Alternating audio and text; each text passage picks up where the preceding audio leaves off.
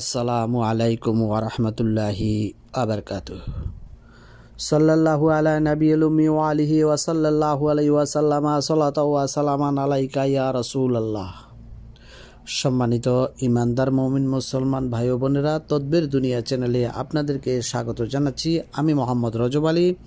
আজ আপনাদেরকে জানাবো আজাইবে সুলেমানি বা আশ্চর্য বশীকরণ একটি মন্ত্র সম্পর্কে, যেই মন্ত্র দ্বারা আপনার মনের মানুষকে কাছে আনতে পারবেন, যে কোনো মানুষকে আপনি বশীকরণ করে রাখতে পারবেন, যে কোনো মানুষ আপনার কথা শুনতে বাধ্য হবে, যে কাউকে আপনার আকাঙ্ক্ষিত ব্যক্তিকে আপনার প্রতি আসক্ত করা বা মহব্বতে বন্দী করা, অর্থাৎ আপনি যাকে ভালোবাসেন সেই ভালোবাসার মানুষটিকে আপনি বশীকরণ করে কিভাবে আপনার প্রেমে আবদ্ধ করে রাখবেন সে সম্পর্কে আজ আপনাদেরকে জানাবো।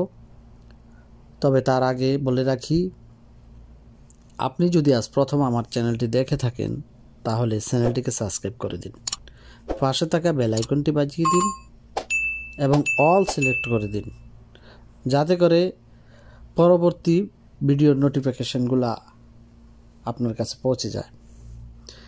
তো যাই হোক, তো চলুন আমরা আমাদের আজকের মূল আলোচনায় ফিরে যাই। আমাদের আজকের আলোচনার বিষয়টি হলো যে বশীকরণ মন্ত্র।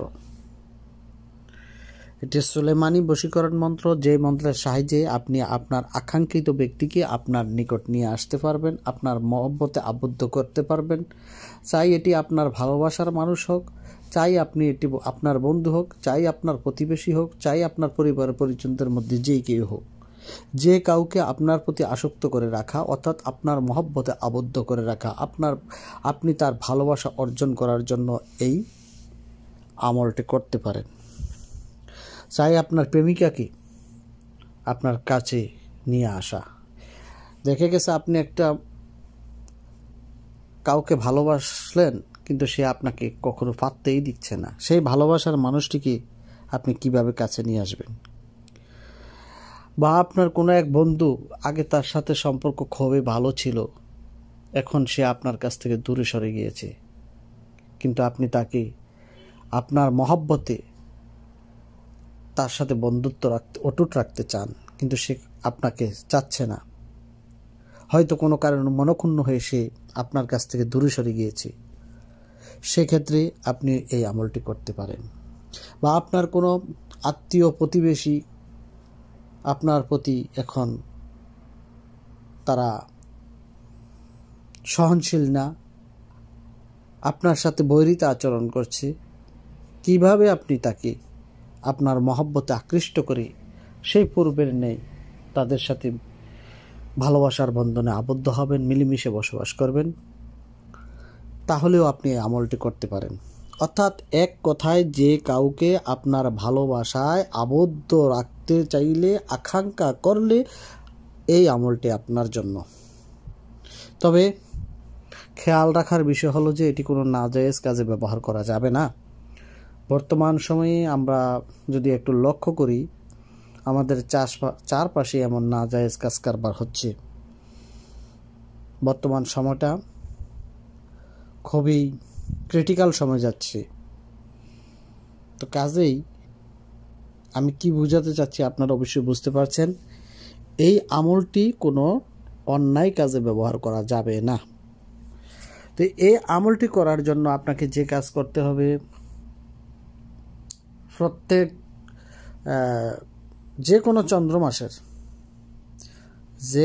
চন্দ্র মাসের প্রথম জুমার দিন, প্রথম শুক্রবার দিন বা প্রথম জুমার দিন ফজরের নামাজের পরে আপনাকে এই আমলটি করতে হবে। এখন আপনারা স্ক্রিনে একটি দোয়া দেখতে পাচ্ছেন। এই দোয়াটি আপনারা 40 বার পাঠ করতে হবে। এইভাবে একাধারে 40 দিন পর্যন্ত করতে হবে। আমি আবারও বলছি কথাটি, যে কোনো চন্দ্র মাসের জুমার দিন ফজরের নামাজের পরে বসে এই দোয়াটি পাঠ করবেন 40 বার। এইভাবে একাধারে 40 দিন পর্যন্ত আমলটি করলে যার প্রতি আপনি আকৃষ্ট হয়েছেন, যার প্রতি আপনার আকাঙ্ক্ষা রয়েছে, যাকে আপনার কাছে পেতে চাচ্ছেন, যাকে আপনার নিকটে নিয়ে আসতে চাচ্ছেন, সে পাগলের ন্যায় ছুটে আসবেই আসবে ইনশাআল্লাহ। তবে এই আমলটির করার শর্ত হলো আপনাকে জামালি খাদ্য বেছে খেতে হবে। যেমন জালালি খাদ্যের মধ্যে রয়েছে যেমন মাছ, গোস্ত, ডিম, এই সমস্ত খাবার খাওয়া যাবে না। আপনাকে নিরামিষ ভোজন করতে হবে।